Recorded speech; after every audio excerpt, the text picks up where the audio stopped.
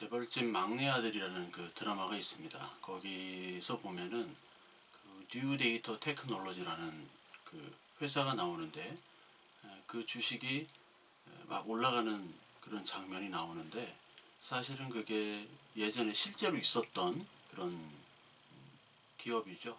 세롬 기술이라고 해외에다 인터넷 전화하는 다이얼 패드, 요거를 만든 이제 세롬 기술인데, 이 세롬 기술이 1890원부터 28만원까지 6개월 만에 약 150배가 상승하는 우리나라 주식 역사상 가장 최고, 단기간 최고가를 친 그 주식이에요. 원래 이 세롬 기술이 거기서 이제 투자한 사람 중에 유명한 사람이 이제 박중훈인데, 자기 용산고 친구, 동문 친구가 그 세롬 기술을 이제 세워서 초기에 이제 자본을 대준 사람입니다. 그래서 그 당시로 한 200억 정도 벌었다고 해서 뉴스에 크게 나오고 그랬습니다. 하여튼 저도 그 드라마에 그런 얘기를 보니까 예전부터 이렇게 그 시절이 생각이 나더라고요. 그래서 저도 그 세롬 기술, IT 이런 버블이 있기 전에 주식이 굉장히 호황이고, 그리고 증권회사 굉장히 인기가 있었습니다. 그래서 저도 어떻게 하면 좀 증권회사에 들어갈까 해서 증권 관련 공부도 하고 그런 뭐 여러 가지 자격증도 따고 그랬던 시절이 있었습니다. 그래서 지원한 회사가 갑자기 잊어버렸네요. 미래에셋, 참, 예, 미래에셋이라는 회사인데, 지금 뭐 어마어마한 회사라 뭐 웬만한 자격 가지고는 그 서류 전형도 통과하기 힘들죠. 근데 그때는 이제 좀 라이징 컴퍼니라 이게 저도 지원을 할 수가 있었어요. 지원을 해서 최종까지 갔고, 영어 면접, 그리고 뭐 토익 성적, 그리고 면접까지 저는 뭐 괜찮았다고, 잘 봤다고 생각했는데 결과는 불합격이었습니다. 그래서 제가 보니까 지방대 출신이기 때문에 그렇구나라는 결론을 얻게 됐어요. 그러니까 그런 일들이 이제 계속 이러다 보니까 이게 안 되겠다. 내가 잘하는 걸 했었어야 되는데, 저는 이제 운동을 좀 잘했어가지고 워낙 잘하긴 했어서 그쪽으로 갔으면 좀 성공했었을 텐데 그걸 알면서도 하질 않았죠. 그러면서 그때도 좀 자책을 했어요. 왜 내가 잘하는 걸 못하고 왜 이런 걸 택해서 계속 실패만 할까.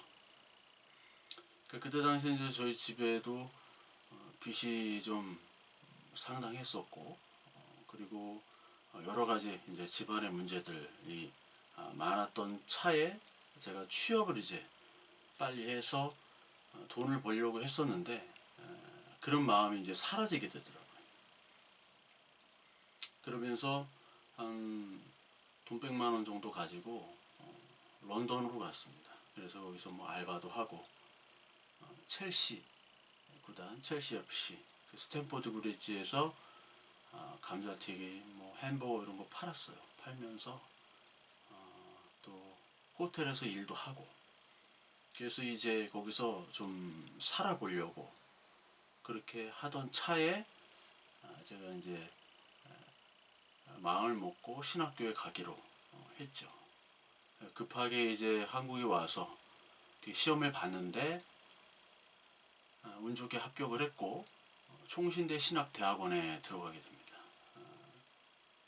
근데 뭐 오자마자 시험 공부를 뭐 성경도 모르고 아무것도 모르니까 영어는 좀 잘 본 것 같은데 나머지 과목은 거의 뭐 어떻게 해야 되는지를 몰랐는데 막판에 조금 뭐 문제집 보고 해서 찍었죠. 운 좋게 상당히 좋게 들어간 케이스입니다.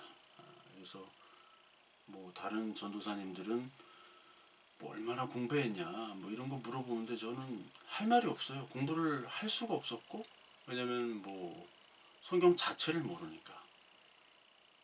그래서 그 상태로 그냥 신학교에 들어가서 신학이라는 공부를 하게 되다가 저희 어머니께서 이제 의료사고로 삼성의료원에서 제가 한 1년 반 동안 간병을 하게 됐고, 그때 이제 집안이 거의 완전 파산이 됐죠. 병원비만 해도 그때 한 거의 1억 가까이 나왔기 때문에, 그리고 그 병원하고도 법적인 그런 싸움들, 그러면서 저는 신학교를 휴학하게 됐고, 그거에 따른 가정도 파산, 그리고 저의 인간관계도 파산, 그리고 신학도 접으려고 했었던 그런 시기가 있었습니다. 근데 이런 것들이 좀 정리가 된 다음에 다시 신학교를 가야 되느냐, 아니면은 취업을 해야 되느냐, 그러다가 다시 신학교를 복학을 하게 됐습니다. 돈이 별로 없으니까 그때 뭐 도서관에서 잤었고, 도서관은 24시간 열었기 때문에 그때 도서관에서, 겨울에는 좀 추웠습니다. 그래서 제가 전도사로 있는 교회에 어떻게 남는 굴러다니는 침낭이 있었어요. 그래서 그거 가지고 와가지고 그걸로 이제 용인 양재 캠퍼스 거기서 이제 도서관에서 자고, 그때 노트북이 다 있어요. 근데 저는 노트북이 없어서 다른 전사는 노트북으로 막 이렇게 하는데 전 없기 때문에 그 컴퓨터실에서 9시까지인가 8시까지인가 그때 닫아요. 그런데 그때는 과제가 굉장히 많습니다. 이 총신대 신대원이 과제가 정말 많아요. 지금은 저희 때보다 더 많을걸요 아마. 그래서 그 과제를 하려고 8시까지밖에 못하니까, 그러니까 뭐 저녁도 안 먹고 그냥 거기서 과제하느라고 뭐 대충 하는 거죠, 대충. 그래서 도서관에서 자고, 공부는 별로 안 하고 도서관에서 다른 책 읽고 막, 그러니까 휴학에서 복학해서 그렇게 지냈습니다. 그래서 전도사를 잘 이렇게 해서 내가 이쪽 방향에서 좀 출세를 해야겠다, 목사도 되고 좀 큰 교회 가가지고 그렇게 좀 출세를 해야겠다라고 생각을 했어요.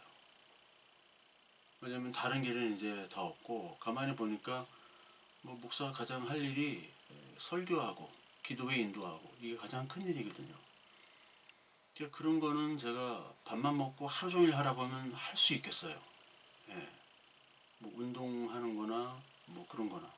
그래서 이게 내가 가능하겠다. 그리고 다른 분들을 보니까 다른 분야는 굉장히 좀 특출난 분들이 굉장히 많아요. 예. 제가 뭐 어떻게 감히 도전을 못해요. 근데 이쪽 분야는 그렇게 특출난 분이 별로 없어요. 학벌도 되게 좋은 분들도 가끔씩 있는데, 그런 분들은 또 가만히 보면은 설교도 못하는 것 같고, 목회가 별로예요. 그런 분들 중에. 그래서 내가 가만히 있다, 나는 할 수 있다. 막 자신감이 있었어요 그때. 자신감이 있고, 주변에서도 막 잘한다고, 우리 신학생들도. 뭐 설교학 같은 거 이런 거 시험 보고, 물론 설교학 점수는 안 좋았는데, 왜냐면 그 교수님이 원하는 방향하고 좀 안 맞으니까. 근데 하여튼 자신이 있었고, 그리고 어떤 뭐 기도의 인도나 이런 것들 또 자신이 있었고, 또 아이들하고도 잘 어울리고, 그래서 참 가망이 있겠다라고 했는데, 이렇게 가다 보니까 그것도 좀 막히기 시작하는 거예요. 목사가 좋은 게 뭐냐, 제가 가만히 지켜보니까 목사님들이 별로 뭐 큰 할 일이 없어요. 할 일이 없고 월급도 잘 나오고. 그래서 목사가 이제 돼보고, 그리고 좀 경험을 해보니까 더 좋은 것 같아. 하면 할수록 더 좋고, 뭐 크게 할 일도 없어요. 그러니까 내가 이 길 오길 잘했다. 그리고 또 내가 다른 건 뭐 제가 잘할 수 있는 분야가 없어요. 이제는 아무것도. 뭐 취직을 다시 할 것도 아니고, 그렇다고 해서 제가 뭐 한다고 해서 뽑아줄 사람도 없고, 제가 잘하는 것도 없고, 이제는 이거밖에 없다. 아, 가망 있다. 그래서 하는 중에 전도사 때도 뭐 교인들하고도 좋고, 그 제가 찬양인도나 뭐 설교하거나 금요기도회 같은 거 이렇게 하면 주변 교회에서도 막 오고 그랬습니다. 인정받기도 하고. 그래서 뭐 어떤 장로님은 저를 막 세계적인 말하기 좀 부끄럽지만 세계적인 목사입니다. 막 이렇게 하고 그렇게 칭찬도 하시고 그랬는데, 그분들이 나중에 저를 다 싫어하고 이단적이라고 막 그러고 뭐 그러셨어요. 이게 하다 보니까 나는 배운 대로, 성경 말씀에 있는 배운 대로, 그리고 신앙의 양심대로 말씀을 전하는데 사람들이 싫어하는 거예요. 단적인 예로 새가족반, 새가족 이제 새신자들이 오면 제가 뭐 이렇게 좀 가르치고 그런 것들을 했는데, 하나님의 말씀 그리고 예수 그리스도, 이거에 우리는 포커스를 맞춰야지 교회나 목사에게 먼저 포커스를 맞추면 안 된다. 이런 식으로 계속 얘기하니까 뭐 담임 목사한테도 불려가고 막 사모한테도 불려가고, 같이 신방하는 그 나이 드신 전도사님도 나한테 뭐라고 그러고, 권사들 장로들도 나한테 뭐라고 하는 거예요. 그런 식으로 얘기하지 말아라. 교회가 먼저지. 그런 거를 계속해서 경험하고 듣고 하니까 이제 인간들이 싫어지더라고요. 교회 내에서는 선하고 진실하고 성실하고 참 모범적인, 그런데 그런 사람들이 사랑 없고 믿음 없고 탐욕적인 모습이 너무나 많은 것을 저는 보게 됐습니다. 그래서 야, 내가 진짜 이걸로 좀 나도 밥 먹고 살고 좀 출세 좀 해보려고 했는데, 내가 이렇게까지 이런 사람들 비위 맞춰가면서 이런 사람들과 함께 평생을 하는 게 과연 무슨 가치가 있을까? 그런 고민을 특히 목사 안수 이후부터는 계속해서 고민을 했어요. 이게 무슨 의미가 있을까? 이게 내가 교회에서 목사를 하고 뭐 교회에서 설교를 하고, 이게 과연 무슨 의미가 있어요? 이런 사람들한테. 나보다는 다 괜찮은 사람들이고 나보다는 더 훌륭한 사람들이지만 하나님 말씀에 대하는 자세나 그리고 신앙이나 이런 부분에 대해서는 제가 그분들에게 배울 바가 없더라고요. 뭐 인간적인 면으로는 제가 뭐 배울 수 있는 것들이 많았죠. 근데 그런 걸 보면서 뭐 교단하고도 이제 탈퇴하게 되고, 저를 이제 많은 사람들이 공격하게 되고, 그러다 보니까 뭐 종교재판 같은 그런 자리에도 있고, 그래서 제가 이 교회에 그리고 교단의 장로교 합동이라는 교단에서 내 스스로 그냥 나왔습니다. 교단이 없고 그런 어떤 소속이 되어 있지 않은 목사, 그거는 그 목회자로서 잘 모르셔서 그렇지, 그 교단에 속하는 것과 속하지 않는 것은 엄청난 차이가 있습니다. 많은 차이가 있어요. 그건 목사들만 합니다. 그러니까 팔다리 다 끊기고 다리까지 다 끊기고 아무것도 못하는 거예요. 그러니까 그때는 내가 이제는 뭐를 해야 될까라는 생각을 하면서 동네에 있는 그 코인 노래방이 있습니다. 코인 노래방. 그 1,000원에 4곡인가 3곡인가. 가끔씩 하면 꼭 새 노래를 불렀어요. 김현식의 넋두리, 조용필의 고독한 러너, 그리고 신하위의 그 뭐죠? 그대 앞에 촛불이어라. 이 새 노래를 불렀는데 사실 그 노래 가사들은 약간 좀 하나님한테 한탄의 기도를 하는 것 같아요. 이게 3종 세트입니다. 한탄, 그리고 하나님에 대한 탄식, 그리고 하나님은 왜 나를 버리셨습니까? 이런 기도랑 그 가사랑 비슷해요. 그 세 곡 부르고 이렇게 오기도 했는데 진짜 내가 뭐 어떻게 여기까지 왔지만 하나님은 어떻게 안 도와주시고 여기까지 와서도 하나님은 어떻게 태클을 거실까? 나는 배운 대로, 신학교에서 배운 대로, 그리고 신앙의 양심대로, 말씀대로, 그리고 신학생들이 보는 막 주석 같은 거 있잖아요. 뭐 로이드 존스 목사님 이런 분들 그런 걸 보면서 영향을 받고 성경 말씀이 이렇고 이런 게 과연 믿음이구나. 그걸 얘기하면 사람들이 죽이려고 한다니까요. 그게 이상한 거예요. 이 교회가 완전히 이게 바벨론에 사로잡혔구나. 바벨론이 더 이상 하나님의 기도의 집이 아니구나. 믿음과 하나님의 은혜를 얘기하면 사람들이 되게 싫어한단 말이에요. 그러면서 또 어릴 때 그 한탄이 오는 거예요. 하나님이 나에게 참 운동, 신경이라는 엄청난 달란트를 나에게 참 주셨는데 왜 너는 운동을 안 하고 그것도 인기 스포츠에 아주 탁월한 능력들을 하나님이 주신 것 같은데 그걸 안 하고 왜 바보같이 잘못 선택해서 이거 했다가 저거 했다가 결국 세월만 낭비하고 결국 이것도 안 되고 실업자가 되게 자책을 한 거죠. 많이는 안 했고 내가 왜 그랬을까? 아니면 내가 그냥 저 사람들 비위를 잘 맞추고 이렇게 했었어야 됐나? 아니면 옛날에 그냥 취직을 할 거예요. 어떻게든지 좀 눈을 낮춰서 취직이라도 할 걸.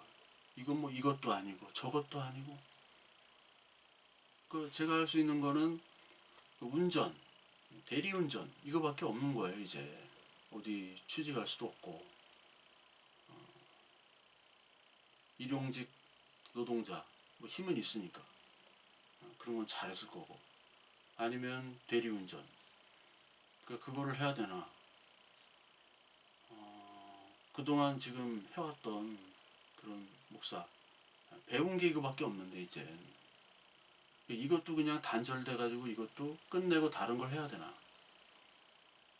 그런 생각 속에 어떻게 개척교회를 잠깐 했고 지금은 또 문 닫고 이렇게 말씀만 전하고 있게 됐습니다.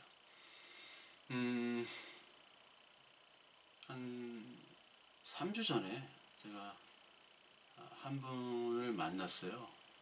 저희 개척교회 할 때 가끔씩 이렇게 오셨던 분인데 저는 그분을 이제 목사님이라고 안수만은 받으셨습니다. 목회는 하신 적은 없고 목사 안수는 받으셨어요. 목사님이라고 하지만 다른 분들은 그분을 회장님이라고 합니다.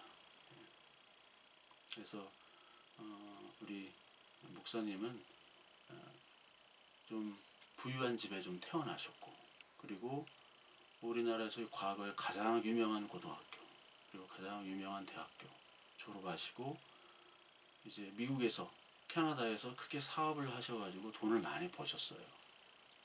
그러니까 바로 옆집 이웃이 영화배우 존 트라볼타 집이었다고 하실 정도였으니까.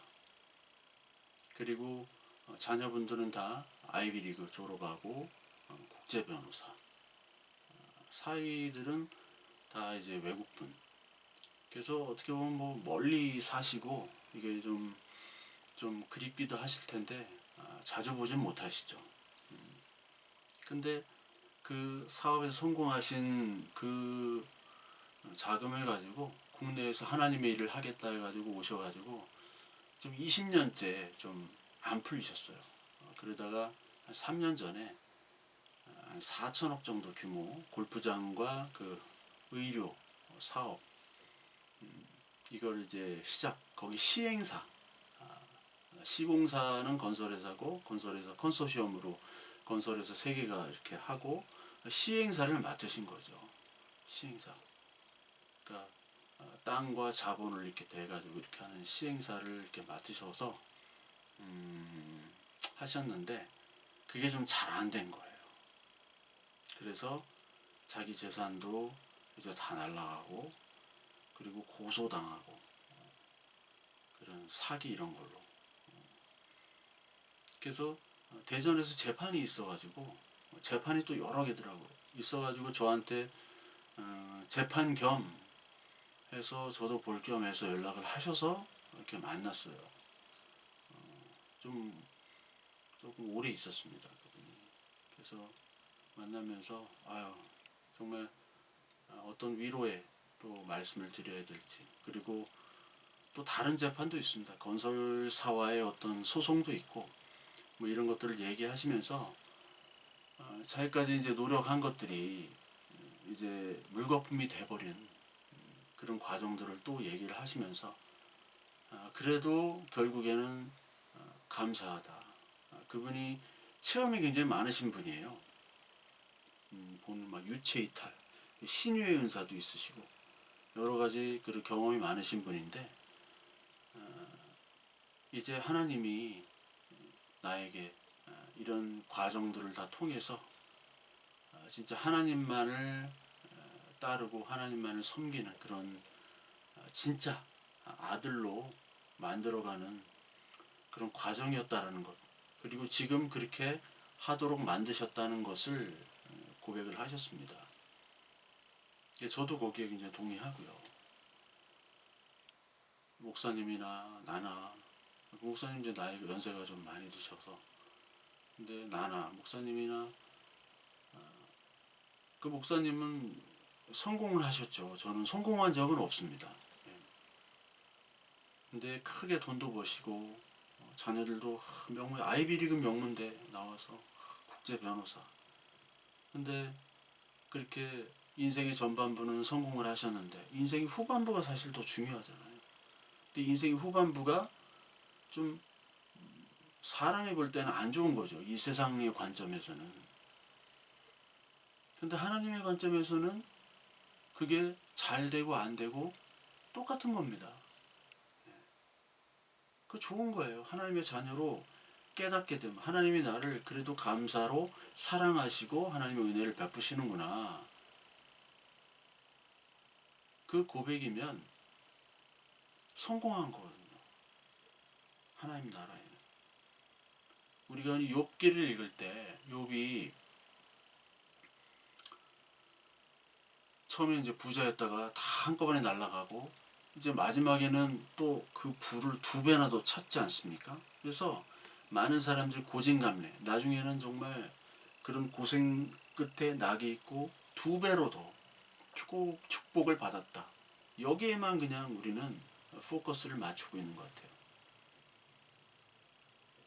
그러니까 우리가 신앙의 문제점은 뭐냐면 결과만 보고 그 과정은 다 빼버리고 생략하는 경우가 많아요. 마땅히 거쳐야 될 그런 과정들이 있는데 그 과정은 다 제껴버리죠. 그러니까 우리나라 전반적인 모든 교육, 산업, 그리고 우리 교회, 신앙 이런 것도 다 마찬가지입니다. 마땅히 거쳐야 할 과정들을 거치려고 하지 않아요. 그냥 로또 정신이야, 로또 정신. 그냥 오늘 사자. 이거 되면은 대박이고 안 되면 내일 또 사고.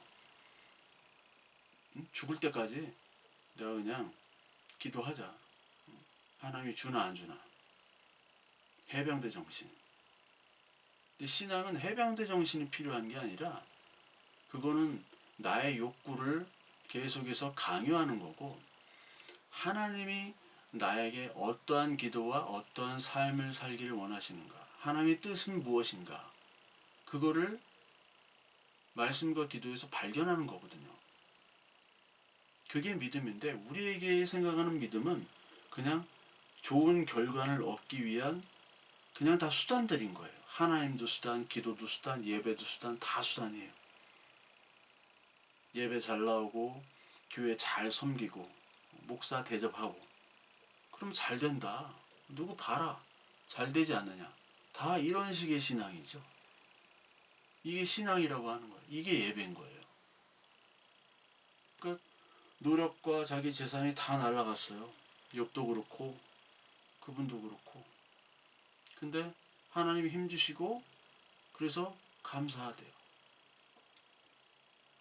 이 고백은 거짓말 아니면 하나님이 주시는 고백이거든요. 그러니까 하나님은 우리에게 너는 내 아들이고 아들은 아빠가 사랑하고 그리고 그 사랑은 너희 죄를 다 덮는 것으로 증명한다. 그게 진짜 아빠죠. 아빠는 자녀들의 죄를 덮어요. 죄를 덮는 거거든요. 죄를 용서할 수 있는 분이에요.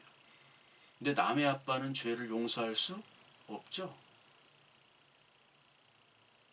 내가 다른 사람을 막 때렸어. 반 친구를. 근데 그 아빠가 나를 용서하지 못해요. 내가 아빠를 막 때렸어요. 근데 진짜 아빠는 그래도 아들을 용서하죠. 그런 폐륜적인 범죄를 저지른다 하더라도. 이스라엘이죠, 그게. 이스라엘이 하나님께는 폐륜적인 전제를 계속 저질렀던 그런 족속들이 바로 이스라엘입니다. 폐륜이에요. 우상을 각종 섬기고 하나님을 멸시하고 하나님을 섬기지 않은 우상, 간음한 여인으로 나오죠. 근데 죄사함, 하나님이 죄를 사해 주시는 왜? 아들이기 때문에. 이 죄사함이 있는 사람만이 평안과 기쁨과 안식을 누릴 수 있는 겁니다. 평안과 기쁨, 안식. 다른 사람들은 뭐 많이 기쁜 것 같고 막 즐거워하고 뭐 크리스마스 분위기 내고 월드컵 보세요. 월드컵. 아르헨티나 우승했잖아요. 아르헨티나 우승했는데 우승과 동시에 우승을 해도 폭동, 준우승을 해도 폭동입니다. 저도 어떻게 운 좋게 아르헨티나에서는 3달 있었는데 그렇더라고요. 그러니까 거기 보니까 그때 또 주일이었어요. 아르헨티나 우승하고 나서 그 경기하는 날이 주일이었던 것 같아요. 아마. 근데 그때 한인교회들도 다 왜냐면 예배가 보통 11시 시작하잖아요. 그 우리가 흔히 얘기한 대예배. 11시인데 그걸 10시로 당겼습니다. 빨리 예배하고 빨리 가서 그냥 집에서 보라고. 왜냐면 전 거리가 폭동이기 때문에요. 예배를 보고 나서 집으로 갈 때 강도를 당할 경우가 많아요. 아르헨티나는 그렇습니다. 심지어 총도 그때는 많이 막 쏘고 그러니까 TV는 안 나오죠. TV는 그 센트로 큰 넓은 대로 있어요. 24차선 그 대로만 보여주지 다른 데는 총 가지고 다녀요. 낮에도 그런 큰 게임일 때는. 그러니까 경기 시작 전에 다 마치고 빨리 집으로 귀가하라고 해요. 한인교회들이. 그리고 거긴 송구영신 예배도 없다고 그랬죠. 왜냐면 송구영신 예배 그때가 가장 위험해요. 12월 31일 날 마지막. 그때 축복 쏘고 막 폭죽 쏘고 난리도 아니거든요. 그때 굉장히 위험합니다. 그래서 한인교회나 이런 교회 예배당을 무장 강도들이 많이 들어가서 헌금 다 빼앗고 총 쏘고 막 그럽니다. 그게 부에노스아이레스 세계 20위권 경제 국가의 현실이에요. 그러니까 막 축구로 또 기뻐하면서 그 뒤에 있는 암울함, 어두움, 범죄 이런 것들이 우리 인생에 너무 많이 있다는 거예요. 저 사람은 정말 기쁘고 정말 얼마나 좋을까 이렇게 부러워하는 인생들도 다 어두운 면이 다 있어요. 우울하고 암울하고. 왜 그럽니까? 하나님의 안에서의 안식과 기쁨을 누릴 수 없기 때문에 그래요. 왜냐하면 죄에서 해방되지 않았기 때문에, 죄의 용서, 죄의 사함을 받지 못한 사람들은 궁극적인 기쁨과 궁극적인 안식이 없어요. 결국 이 땅에서는 마지막에 그 본질 상태는 죽음이잖아요. 시체입니다, 시체. 우리가 하나님 안에서 예수 그리스도 우리 죄를 사하여 주시고 영원한 생명, 하나님 나라, 부활, 이 말도 안 되는 거를 우리가 믿게 된다. 이거 자체가 엄청난 축복이죠. 그 사람만이 궁극적인 안식과 기쁨이 있게 됩니다. 그 자신의 노력과 재산 이런 것들이 다 날아갈지언정 하나님께서 주시는 기쁨과 은혜와 평강을 얻었다면 이거 이상 더 큰 축복이 없죠. 우리는 하나님의 말씀을 받아서 그 말씀을 이제 전하는 사람, 복음자로 살으라 해서 오늘도 하루하루 하나님께서 일용할 양식과 그리고 말씀의 양식을 주시고 계시는 거예요. 그 일용할 양식과 말씀의 양식, 그게 일용할 양식이잖아요, 말씀이. 그거에 너희는 기뻐하느냐? 너희는 정말 감사하냐? 계시록 11장 2절 3절을 보면 성전 바깥 마당은 측량하지 말고 그냥 두라. 이것은 이방인에게 주었은즉 그들이 거룩한 성을 42달 동안 짓밟으리라. 내가 나의 두 증인에게 권세를 주리니 그들이 굵은 베옷을 입고 1260일을 예언하리라. 우리는 짓밟힘을 당해요. 하나님의 말씀을 전하면. 이 세상에 조롱을 받습니다. 근데 권세를 주셨죠. 두 증인, 교회잖아요. 그 두 증인 교회로 우리를 부르시고 굵은 베옷을 입고 1260일 예언을 하는 겁니다. 하나님의 말씀을 전하는 거예요. 1260일은 그 기간이 우리가 하나님께로 가는 그 기간입니다. 그 기간 동안이에요. 우리가 사는 동안 주님이 재림하기 전까지의 기간이에요. 그때까지 모든 교회는 하나님의 말씀을 전하는 겁니다. 왜? 인간의 모든 인간들은 지금 사실 죄로 인하여 죽음 안에서 낭망하며 좌절하며 사는 사람들이란 말이죠. 왜? 죄가 해결이 안 됐기 때문에 뭘 성공해도 그 성공의 기쁨이 영원히 지속되면 좋죠. 돈을 많이 벌고 가정이 잘 되고 내가 꿈꿔던 그런 일들이 다 이루어지고 그런 기쁨들이 영원히 지속된다면은 뭐 하나님 필요 없죠. 근데 인간의 존재는 죄악된 존재이기 때문에 그런 감정이 곧 사라지게 됩니다. 아무리 좋은 일도요, 아무리 기쁜 일도 하루 지나면 사라져요. 다른 기쁨을 찾게 돼, 인간이. 다른 걸 찾게 돼요, 다른 걸. 그러니 이 기쁨을 끊임없이 제공할 수밖에 없는 거예요. 그러니까 막 마약이 팔리는 거고. 하나님의 자녀 아니면은 그 기쁨을 가질 수가 없죠. 왜냐면 하나님만이 은혜와 진리. 우리가 가장 필요한 거는 은혜와 진리입니다. 그 안에 사랑과 기쁨이에요. 영접하는 자, 곧 그 이름을 믿는 자들에게는 하나님의 자녀가 되는 권세를 주셨으니 이는 혈통으로나 육정으로나 사람의 뜻으로 나지 아니하고 오직 하나님께로부터 난 자들이라. 말씀이 육신이 되어 우리 가운데 거하심에 우리가 그의 영광을 보니 아버지의 독생자의 영광이요 은혜와 진리가 충만하더라. 은혜와 진리가 충만한 이 분만이 우리에게 감사와 기쁨과 안식을 주실 수 있는 겁니다.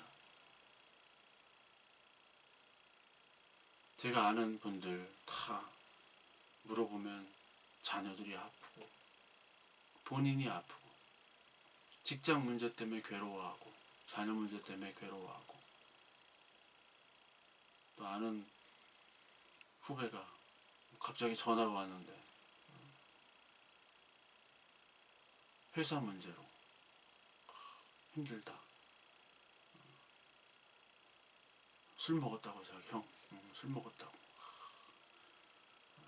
형 때문에 내가 그래도 이렇게 직장 가지고 산다고. 뭘 다 때문이야. 술 먹으니까 막 이상한 소리를 하는데, 예. 하여튼 다 이렇게 힘들다고. 힘들어. 목사님들만 편한 것 같아요. 목사님들만 아주 그냥 뭐 좋은 얘기 다 하잖아요. 실제로 목사님들 편합니다, 여러분. 예. 눈물 없이는 못 가는 길이라고 맨날 설교 시간에 그 눈물 좀 많이 흘려봤으면 좋겠다는 사람들이 너무 많아요. 근데 지금까지 내 뜻대로 되지 않고 내가 잘못된 선택으로 자책하고 이런 모든 사람들, 제 얘기를 좀 했지만 저도 그렇고 그 회장님도 그렇고 뭐 성도님들도 그렇고 다 이제 하나님께서 원하시는 건 네 힘으로 살지 말고 은혜로 사는 법 이제부터 시작해라. 모세가 떨기나무에서 하나님을 만나잖아요. 광야에서 이제 굴러다니는 게 떨기나무예요. 막 굴러다니는 거예요. 이건 뿌리도 없어요. 이미 죽은 거예요. 그 죽은 그 가시에 늙고 병들고 인생에 허망함이 있는 그 모세 같은 그 가시 안에 하나님의 불이 나타난 겁니다. 내가 너와 함께한다. 이제 너는 이 세상의 법에 따르지 말고 은혜와 믿음으로 사는 법을 배워라. 모세의 일이 뭐예요? 모세 은혜와 믿음으로 그냥 사는 겁니다. 모세가 무슨 능력이 있어요? 그 할아버지가 지팡이 하나 들고 그냥 지팡이 그게 하나님의 능력이 된 거잖아요. 믿음으로 살아라. 내가 다 책임져 줄게. 은혜로 살아라. 내가 다 책임져 줄게. 저한테도 그 회장님한테도 다 마찬가지. 너 그동안 네가 사업하는 거 다 네가 밥 먹으려고 네 바벨탑 쌓으려고 그랬지? 너 뭐 목사한다고 웃기고 있네. 너 신학교 간 거 다 밥 먹으려고 한 거 아니야 임마. 바벨탑 쌓으려고 한 거 아니야. 그거 내가 다 흐트러 줄게. 고린도후서 12장 7절부터 10절까지 여러 계시를 받은 것이 지극히 크므로 너무 자고하지 않게 하시려고 내 육체에 가시 곧 사단의 사자를 주셨으니 이는 나를 쳐서 너무 자고하지 않게 하려 하십니다. 이것이 내게서 떠나기 위하여 내가 3번 주께 간구하였더니 내게 이르시기를 내 은혜가 내게 족하도다. 이는 내 능력이 약한 데서 온전해짐이라 하신지라. 이러므로 도리어 크게 기뻐함으로 나의 여러 약한 것들에 대하여 자랑하리니 이는 그리스도의 능력으로 내게 머물게 하려 함이라. 그러므로 내가 그리스도를 위하여 약한 것들과 능욕과 공핍과 곤란을 기뻐하노라. 이는 내가 약할 그때에 곧 강함이라. 내 은혜가 내게 족하다. 내 능력이 약한 데서 온전해지는 거죠. 네가 약할 때 강합니다. 우리가 힘이 없고 약할 때 그때 하나님의 은혜가 임하는 가장 강할 때임을 하나님은 이 세상 인생에서 너희들이 경험하기를 원하시는 겁니다. 자녀들이. 하나님은 정말 믿음의 자녀를 보길 원하세요. 이렇게 믿음으로 살려고 하는 사람, 하나님 말씀으로 살려고 하는 사람. 너희가 은혜, 복음 뭐 이렇게 전하는 거, 전도하는 거 그래 좋은데 진짜 믿음이 뭔지, 진짜 복음이 뭔지를 니들이 보여줘라는 거예요. 뭐 욥처럼 이렇게 못 살다가 갑자기 잘 사는 거, 고난받다가 그런 거 말고 망하거나 뭐 잘 되거나 이건 다 유기의 일입니다. 유기의 일. 유기의 일은 누구나 보여줄 수 있어요. 일반 은총의 영역이에요. 누구나 열심히 하면 또 거기에 운이 들어가죠. 예, 운칠기삼 열심히 하거나 아니면 뭐 진짜 잘 되는 날은 뭘 해도 잘 되잖아요. 그 열심히 하면서 그런 운을 빨아들여가지고 잘 되는 거. 이거 다 일반 은총입니다. 누구에게나 해당되는 거. 이거 말고 이 일반 은총의 영역 속에 진짜 하나님의 특별한 은총, 하나님만이 주시는 그 믿음, 그게 드러나는 그런 그게 바로 자녀거든요. 그런 자녀를 원하시는 거예요. 근데 많은 사람들이 일반 은총이 막 커지기를 원하지, 하나님 믿음의 말씀과 하나님의 인도하심이 이 땅에서 오기를 원치는 않아요. 그런 하나님의 은총은 무조건 일반 은총의 영역에서 나의 바벨탑이 커지는 거를 다 사람들이 원하죠. 그러니까 순수한 믿음 자체, 순수한 복음 자체, 하나님의 뜻, 말씀 자체로 살아가고자 하는 사람은 이 세상에 단 한 명도 없습니다. 저도 그렇고 여러분도 마찬가지예요. 다 잘 먹고 잘 살고 그런 거에 믿음 그리고 은혜 하나님을 이용하려고 할 뿐이에요. 그게 복음을 모르고 하나님 모르고 그냥 교회를 열심히 다니는 사람들의 모습입니다. 하나님이 그것을 끄집어내려고 하시는 거예요. 애굽의 모습입니다. 그게 바벨론의 모습이에요. 바벨론에 있던 그쪽에 있던 메소포타미아에 있던 아브라함을 끄집어내시고 또 이스라엘 백성 애굽에 있던 이스라엘 백성을 끄집어내시듯이 우리의 상태는 아직까지 바벨론이고 애굽이에요. 그걸 끄집어내서 진짜 믿음과 복음으로 살아가도록 하나님만을 의지하는 자로 만들도록 하나님이 이끌어 주시는 겁니다. 하루하루. 거기에 오늘 하루하루의 만나, 그 영의 양식 말씀이 하루하루가 필요한 거예요. 오늘도 필요하고 내일도 필요하고 그리고 오늘 버티고 또 버티고 믿음으로 하루하루 살아가는 거예요.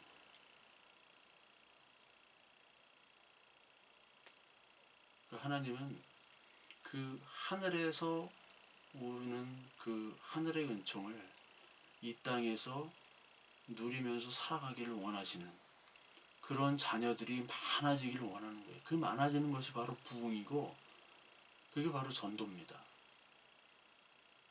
우리가 생각하는 그런 일반 은총적인 교회에 사람이 많아지고 거기 하는 사람들이 막 사업하면 다 잘 되고 그래서 교회 헌금을 많이 하고 또 사람들이 몰려들고 그런 식의 이 땅의 일반 은총적인 것이 아니라 진짜 믿음으로 살아가는 그 한 명의 아들을 하나님은 오늘 찾고 계시는 거예요. 그게 예배자를 찾으신다는 거예요. 오늘도 예배자를 찾으시는 게 그냥 와가지고 교회 예배하는 사람, 진정으로 예배하는 사람 막 눈물 흘리고 막 외치고 이런 사람을 찾는다는 게 아니라 주님 아니면 나 오늘 당장 죽는 사람, 이 예배자, 하나님만 예배하는 사람, 이런 사람들은 연약한 사람들입니다. 이 땅에 많은 것들을 가진 사람이 하나님밖에 없습니다. 주님. 이렇게 할 수가 없어. 이렇게 하면 진짜 하나님 최고죠. 하나님 기뻐하시죠. 야, 진짜 너는 이거 네가 가지고 있는 건강, 재산, 욕처럼 다 가져가도 아멘이냐? 아멘입니다. 이런 사람만 있으면 얼마나 좋겠습니다. 근데 그런 사람이 없죠. 저한테 돈 있고 힘 있고 모든 게 있다면 뭐 설교를 하겠습니까? 뭘 하겠습니까? 지금 아무것도 안 하겠죠. 놀러 다니겠죠. 유흥, 쾌락, 뭐 하고 싶은 거 다 하고 다니겠죠.